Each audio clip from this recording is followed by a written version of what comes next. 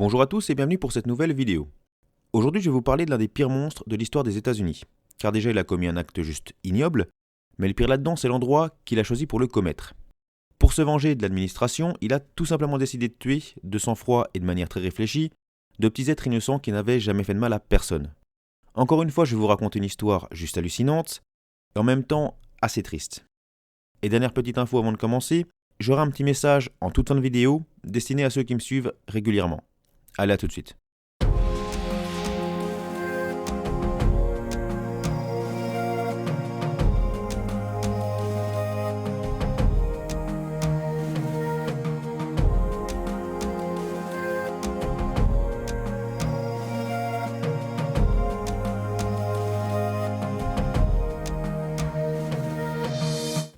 Nous sommes en 1926 dans le Michigan.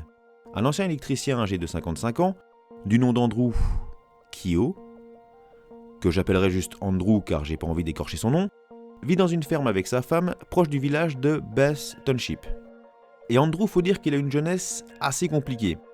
Alors qu'il avait une vingtaine d'années et qu'il travaillait comme électricien, il a fait une mauvaise chute, et suite à cet accident, il est resté plusieurs semaines dans le coma. Quelques années plus tard, alors que sa belle-mère tentait d'allumer un poêle à fioul, ce dernier lui a explosé au visage. Et pour éteindre le feu, Andrew s'est précipité avec un seau d'eau, qu'il a jeté sur elle, pensant bien faire. Le problème, c'est que l'eau a eu pour effet de propager le fioul sur le reste du corps de sa belle-mère, ce qui l'a gravement brûlée. Malgré les soins qu'elle recevra, elle mourra le lendemain des suites de ses blessures. En 1912, il épouse une certaine Nellie, et en 1919, il décide de reprendre une ferme appartenant à sa famille, et située proche du village de Bath Township. Andrew était quelqu'un qu'il ne fallait mieux pas faire chier, car quelques années après avoir emménagé dans la ferme, il aurait tiré et tué le chien d'un de ses voisins, car ce dernier était rentré sur sa propriété. Et il aurait aussi battu à mort l'un de ses chevaux, car ce dernier refusait de lui obéir. En 1924, il intègre la commission scolaire du canton. Alors je sais pas trop sur quels critères ils se basaient pour choisir leurs membres, mais j'aurais bien aimé le savoir. Il se présente ensuite en avril 1926 aux élections de secrétaire du canton, mais malheureusement il les perd. Et c'est là que tout va déraper, car depuis quelques années les taxes ont grandement augmenté, et ça il le digère pas très bien. Il militera d'ailleurs longtemps pour leur baisse. Mais rien n'y fera. Et pour en rajouter une couche, sa femme va tomber malade, atteinte de la tuberculose. Et enfin, pour boucler la boucle des mauvaises nouvelles, il va avoir des problèmes avec l'hypothèque de sa ferme. Et tout ça, Andrew va très mal, mais alors vraiment très mal le vivre. Et ça peut se comprendre. À l'été 1926, c'en est trop pour Andrew. Rien ne va plus pour lui, et ça, c'est en grande partie à cause de la nouvelle école, dont la construction a coûté très cher, et qui est l'une des raisons principales de l'augmentation des taxes. Andrew est donc à bout de nerfs, et là, il le décide. Puisqu'on n'a pas voulu de lui en tant que secrétaire du canton, et que les taxes ne baissent pas, il va se venger. Mais il ne va pas se venger en s'en prenant à ceux qui ont décidé d'augmenter les taxes. Non. Andrew, lui, ce qu'il veut, c'est faire mal, et détruire des vies.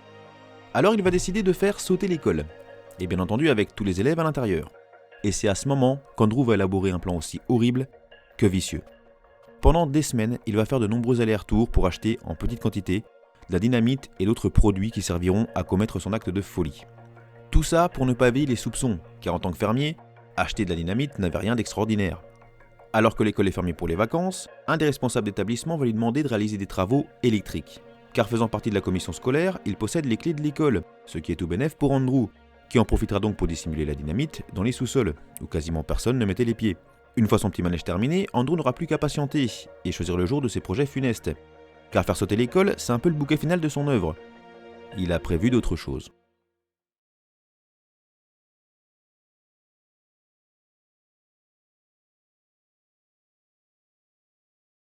Alors on ne sait pas exactement quand il a commis son tout premier fait d'armes, si c'était quelques jours avant le grand jour, ou si c'était le matin à son lever. Quoi qu'il en soit, il va commencer par défoncer le crâne de sa femme, puis il va la brûler et la mettre dans une brouette qui l'emmènera hors de sa ferme. Ensuite il va attacher les pattes de ses chevaux à l'aide de fils de fer pour qu'ils ne puissent pas s'enfuir. Et il va attendre l'heure fatidique à laquelle les minuteurs sont programmés pour faire sauter l'école. L'explosion est prévue un peu avant 9h, pendant la première heure de cours. Juste avant l'explosion de l'école, une enseignante de première année, une certaine Bernice Stirling, est en plein cours, quand l'aile nord de l'école explose. Par chance, elle s'en tirera. Plus tard, elle témoignera en expliquant aux enquêteurs qu'elle a entendu une détonation et qu'elle a pensé à un énorme tremblement de terre. Le sol s'est soulevé, les murs disloqués, et elle se rappelle cette image de bureaux, de livres et d'enfants dans les airs qui ne touchaient plus le sol. Certains enfants ont même été éjectés du bâtiment. La détonation a été si terrible qu'elle a été entendue dans presque toute la commune. Et quelques minutes après, énormément de gens étaient présents, dont les secours, pour tenter d'aider les victimes, mais aussi des parents affolés. Un autre témoin, un fermier du nom de Robert Gates, qui faisait partie des personnes venues aider, dira qu'il a vu des mères chercher leurs petits en soulevant des briques énormes à main nue. Qu'il y avait aussi des femmes qui tenaient des enfants morts ou gravement blessés dans leurs bras. C'était un chaos total.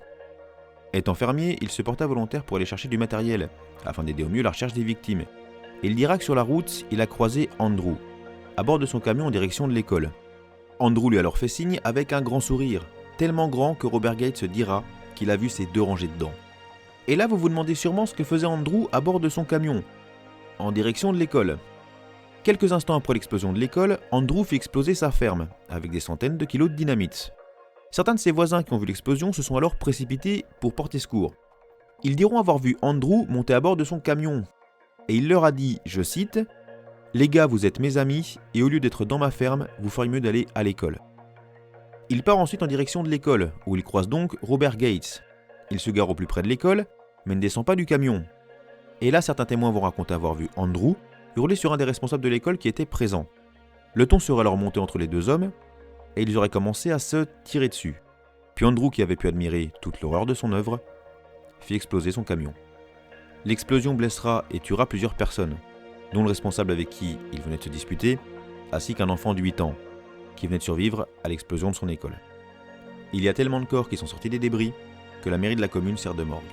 Lorsque les enquêteurs arrivent à la ferme d'Andrew, ils ne peuvent qu'observer une nouvelle fois un spectacle de désolation.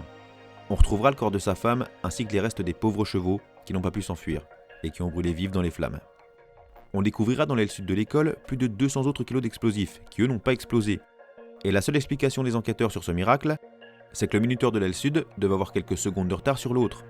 Et c'est sûrement l'onde de choc ou le tremblement dû à la première explosion qui a endommagé le minuteur, ce qui a fait que la dynamite n'a pas explosé.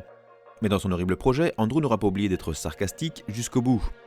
En plus du corps de sa femme qu'il avait sorti de la ferme, il a aussi pensé à laisser un petit message sur une pancarte, avec écrit dessus, je cite, « On ne naît pas criminel, on le devient ». Andrew Kehoe n'était qu'un gros lâche, qui même s'il avait beaucoup de problèmes dans sa vie, savait très bien ce qu'il faisait. Ce massacre a fait en tout 45 morts, dont 38 enfants âgés de 6 à 12 ans et 58 blessés. On pense même qu'il y a eu d'autres décès plus tard liés à cette attaque, et qui n'ont pas été comptabilisés comme tels, comme par exemple le petit Richard Fritz, dont la grande sœur avait été tuée dans l'explosion. Il est décédé à l'âge de 9 ans, tout juste 1 an après le drame, suite à des problèmes au cœur. Il a été reconnu que son décès est lié à l'explosion. Là, on peut juste penser au désarroi des parents. Absolument rien ne peut excuser un acte pareil. Et cette attaque fait partie des plus meurtrières de l'histoire des États-Unis. Grâce à de nombreux dons, la partie détruite de l'école a été assez rapidement reconstruite.